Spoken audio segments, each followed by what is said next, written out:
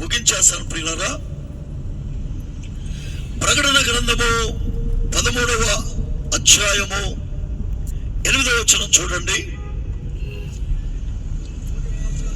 భూనివాసులందరూ అనగా జగదుత్పత్తి మొదలుకొని వధింపబడి ఉన్న గొర్రె పిల్ల యొక్క జీవ గ్రంథములో ఎవరి పేరైతే రాయబడలేదో వారు ఆ మృగమునకు నమస్కారము చేయుదురు.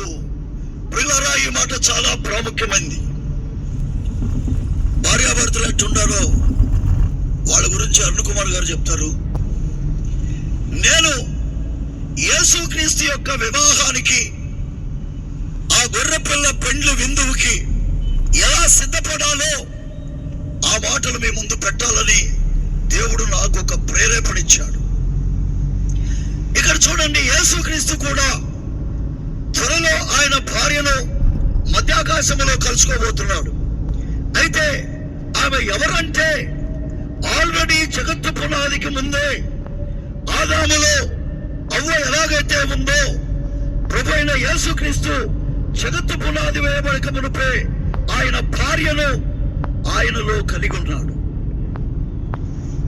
ఆయన సంఘాన్ని, వాళ్ళ పేర్లన్నీ కూడా గొర్రెపిల్ల జీవగ్రంథములో రాసుకున్నాడు ప్రియులారా.